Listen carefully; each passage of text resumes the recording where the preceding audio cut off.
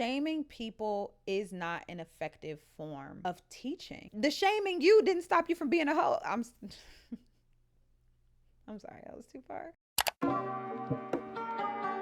Hello, everybody, and welcome back to my channel. It is your girl, Simone Nicole here, back at it again with yet another video, and welcome to another day of the 5 Days of Simone. I have absolutely no idea what day this is gonna go up, but it is the first one that I'm actually filming in real time. I hope that you are having a wonderful Christmas holiday, but I'm assuming that you're like, get to the point, because y'all saw the title, and we are here to talk about fast fashion today and fast fashion shamers and my opinions on that. I encourage you, if you click this video, to leave a mean comment, watch until the end. I think that you're gonna really enjoy this video. Even if you think you're on the opposing side of what I have to say, I do think that you will really enjoy this video. And if you are new here, hi, I'm Simone Nicole, and I sit here and I sit on my couch and I talk about advice and life, and I just talk to my girls. So if you would like to have a very nuanced conversation about fast fashion and why it's not cool to shame people for wearing it, just keep watching. So what brought me here today? What inspired this video? Well, just like y'all, I am on TikTok all the mother effing time. In the past year or so, I have heard a lot of rhetoric and a lot of conversation happening around fast fashion, and I didn't even really know what fast fashion meant. But I did know that it was bad. That's what I could gather, is that fast fashion is bad, and the people that shop fast fashion are by association bad, and that the companies are evil. I just heard a lot of extremes. I decided to Google, just so that we're all on the same page, about what fast fashion is. And according to the Oxford definition of it, inexpensive clothing produced rapidly by mass market retailers in response to the latest trends. Fast fashion stores we know of: Nasty Gal, Forever 21, Fashion Nova, Boohoo, Pretty Little Things, Misguided, H&M, period. I knew those, period. But did you also know that Zara, Topshop, Victoria's Secret, Urban Outfitters, and Adidas are also considered fast fashion stores? Now, don't come for me if that list isn't exactly accurate, but I did some Googling and it seems pretty consistent that those are considered fast fashion for one reason or another. And yes, fast fashion does exist on a spectrum. I totally get that. Some are worse than others, whatever. But if you're telling people that fast fashion is bad, period, then how is a person supposed to understand that Shein and Adidas aren't doing the exact same thing? You feel me? Some people might have actually clicked on this video and not actually understand what fast fashion is and why people have such a problem with it. So let's talk about why people hate fast fashion so much. The main points made by people that absolutely oppose fast fashion is because of sustainability issues and because of slave labor that is used to create said pieces. On the sustainability side, because as it's defined as, fast fashion clothes are meant to keep up with the trends, right? So because they are trendy, by definition, the clothes fall out of trend. So once the person buys them, takes a picture in it, films a TikTok in it, it's to the back of the closet, then it's to the Goodwill, or even worse, it's thrown away and it lands in landfills. And then there's time to talk about slave labor, which is horrible. I am not here to argue about whether or not those 2 points are right or wrong, because I happen to agree with both of them. So why am I here? What am I here to argue? As you guys know, I'm a content creator, and on my Instagram and even on my TikTok, I focus on fashion, and that was like one of my first loves in life was fashion. Being a content creator, you are operating either evenly or at a loss for a very long time. Because I was seeing all these people post about how horrible fast fashion was and how by proxy you're a horrible person for promoting fast fashion with your platforms, especially as content creators, I was adequately shamed into not doing it anymore. So I would post the outfits, but I wouldn't tag the brands that I was wearing. Once I became aware that there was like a problem with what I was doing, I was like, okay, so like, period. I am going to now commit to like, okay, so let me figure out what are some affordable places that I can shop that aren't fast fashion, and let's go from there. Let's literally do what I did. I went about doing what the average person would do. It's like, okay, so you're telling me that like fast fashion is bad and like I'm a bad person for supporting fast fashion. Cool. So let me do some Googling to see how I can shop sustainably. So the average person would be like, affordable, non-fast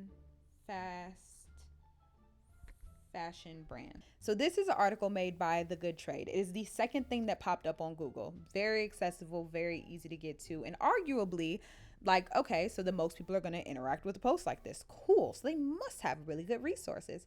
So they educate you on like why you should shop sustainably, and they're like, here we are. Here are some affordable pieces and affordable place to shop. This website is called Quincy or Quince. Apparently they have women's t-shirts starting at $15, period. That's affordable. So you go to the website. Okay, let's effing accept the cookies. Dang. Let's go to new arrivals, women. This down puffer jacket is $99. Okay, so maybe not a jacket, because you know, jacket. To be fair, jackets are expensive everywhere. Sweaters. How expensive can a sweater be? Okay, a $50 cashmere. Okay, so what about non-cashmere? Okay, wool. Oh, $60. Okay. So you know what? Maybe Quince is just a little too expensive for the girls. Okay, so then let's go to Pact. Let's go to women's new arrivals, period. This cardigan is $134. This dress is $114. These leggings are $48. I'm not about to do this with y'all. And this is exactly what the problem is, because now I'm mad. Because y'all love to talk about like just shop sustainable. And here are some affordable options for you. Affordable to who, Rebecca? Like, what do y'all think affordable is? Come on, let's be for real. If we're going to try to give people options how to not shop fast fashion, and then you hand people resources like this, it makes people feel like, well, I can't do that. If this is considered affordable, then what the hell am I? What's also annoying is that people really do pick and choose who they choose to be mad at for shopping at what place and when. Because you will see vitriol in the comment section of a person that does a Shein haul, but you won't see that same vitriol for a person that chooses to post a Zara haul. And it's because, whether or not we know it, there is a bias towards a girly that is wearing Zara head to toe versus a girl who is wearing Shein head to toe. There are different assumptions made about their wealth level and about their ethics, for that matter, when in reality, both of those people are shopping fast fashion. The biggest difference between the Zara girl and the Shein girl, let's just say it, is money and access. Money, time, and resources are three things that people that are quote unquote poor, it's things that they don't have. It's things that we don't have. I am not wealthy. I am a normal 20-something young woman just trying to make it in this world. And for some reason, the choices that billion-dollar companies have made have now been put on me to fix. And that pisses me off. And you guessed it, now it's time to talk about good old capitalism, baby. Why, I will say it again, has it been put on the lower class to fix a problem that the upper class has made? Can someone please riddle me that? Please, very pretty, please. It is insane to me to say that this company that makes literally grosses billions of dollars a year in some cases, we're not going to put the blame on them for them not paying their workers adequately and for them setting their prices where they set them. We're then going to blame the consumer. That profit margin that a lot of fast fashion places take is insane. They could choose to pay their workers more, and they could choose to keep it at the same price level that it's currently at. Those two things aren't mutually exclusive, but they choose not to because of what? Greed and capitalism. But somehow, because Zara decided, I love you, Zara, please sponsor me one day. But anyways, because Zara decided that, no, I want my cake and I want to eat it too. I want to pay low wages for the labor of the clothing, and I want to have a markup and make the biggest profit. That's not Zara's fault. That's Sarah from Idaho's fault. Y'all, stop playing with me. So there's that aspect. And then I'm going to say this, and I'm going to say this with my chest. Shaming people is not an effective form of teaching. The shaming you didn't stop you from being a hoe. I'm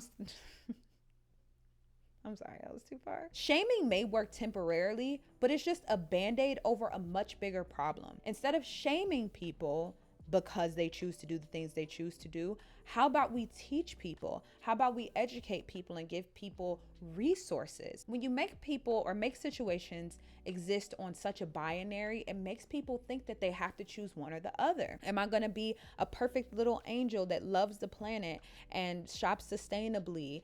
Or am I going to be a piece of shit that shops Shein and supports slave labor? There is a sliding scale between that. It's not one or the other. It is a much better use of our time to educate people and give people tools and give people options on how to make better decisions with the resources that they have available right now. The quote unquote fast fashion shamers will generally tell you to do a handful of things that I don't think are very useful. They will tell you to shop sustainably, but a quick Google search just showed you how the ability to shop sustainably for most people is just not an option. You have priced people out of being able to shop sustainably. Then the next idea is to go thrifting. First of all, a 3-second rant on the fact that it is insane to me that we are even using the term thrifting, because back when my mother was going to Goodwill and to Value World to get my pants for school, it wasn't called thrifting, it was called her going back to school shopping for me. But we have gentrified and also gaslit, gatekeeped, girl bossed all the people that actually need secondhand clothing and gentrified the hell out of shopping secondhand by now calling it thrifting and then marking the price up. Number two, shopping secondhand in the way that y'all describe it, you must make it sound like it's so easy. You're telling people to just go to Goodwill and buy somebody's grandmother's sweater from the swap meet dance from 1957 and then be a good person because they're shopping sustainably. That's not fair. People deserve new clothes. People deserve new things. You can't just say just because you can't afford to buy $100 sweater, it means that you don't deserve nice or new things. That's number one. Number two, you are now gatekeeping the ability for people to wear clothes that make them feel good. If you live in major metropolitan cities where there are tons of young people, then yeah, you could, in theory, go to a thrift store and find a couple of good pieces. But for everyone else, like the other, like 70% of America that is not in a situation like that, you're asking them to just come up with what they can and just be happy with what they've been second-handedly handed and just hope that they can make that work. Don't even get me started on websites like Depop and Poshmark. Like, oh my gosh, at that point, like some things on like Depop and Poshmark are priced at a point where it's just like, I might as well just buy something new from a fast fashion place before I buy this secondhand at this price. All of that to say, saying to somebody to shop secondhand is not actually a very resourceful thing to say a lot of the times to people. Also, both of those things are not taking into account that the people who you are targeting this at, which is generally people that are in the quote lower class, don't have one important resource. It's time. A lot of people don't understand that time is a resource. And if you are already working 16-hour shifts, you are working 7 days a week, someone doesn't have time to sit and research what the best sustainable option is, or to drive a couple of hours to maybe find a Goodwill that might maybe have some good clothing for them. People want things that are convenient and fast, not just because they're lazy. It's because time is a resource that some people simply do not have. So again, we need to stop making things so black and white and making people feel ashamed for where they are at right now. So what am I suggesting this solution is? Meet people where they are at. I am not saying that it is okay to go crazy on Shein. We have already talked about the fact that it is undeniable that Shein is one of the most unethical places that you can shop. But I'm not about to sit up here and act like, literally, this turtleneck is from Fashion Nova. This sweater is from a boutique. These sweatpants are from Nasty Gal. Like, my entire outfit that you're looking at right now is fast fashion. But guess what? I've had these sweatpants for 2 or 3 years. I have had this turtleneck for 1.5 years or 2 years. And I've had this sweater for, I think, 2 years at this point, which brings me to my first point. Fast fashion is not the devil. It is how you use fast fashion that can become problematic. My first tip for the everyday person that is in a position to where fast fashion is the only option that you got, shop fast fashion in a responsible way and don't treat it like it's fast fashion. So what I mean by that is try your hardest to stay away from trendy pieces. You want to buy pieces that you know you can wear over and over again, and also things that can go with multiple different outfits. And that is the start of you building what is called a capsule closet. A capsule closet, from my understanding and what I am working on building, is a closet that affords you the ability to always have, quote, something to wear, because you're buying pieces that mix and match very, very well with each other and allow you to construct really good outfits. A big criticism of fast fashion is that it's made out of cheap materials that are, and they're poorly made. Not always. I would say all of my closet is fast fashion, and contrary to the rhetoric that is pushed online, it can last. How you take care of your clothing is a big deal. And one thing about it, baby, I don't like to waste my money. I don't care if I am about to make a purchase on Forever 21 or if I'm about to make a purchase on Gucci.com, which I have never done, but just for the sake of the argument. I am not a person that likes to waste my money. So one thing about it, I am going to look up reviews and I'm going to see what the girls say. Not every single item that you buy off of Fashion Nova is falling apart at the seams. That is a huge misconception, but you need to be intentional with how you shop and intentional with how you spend your money. And my last and final point, please remember that you are not an influencer and you are not a celebrity. It is so okay to wear things multiple times, to be photographed in things multiple times. Don't let social media freaking delude you into feeling like it is not okay for you to show up in the same piece multiple times. That is such BS. You wear that piece until the literal sleeve falls off.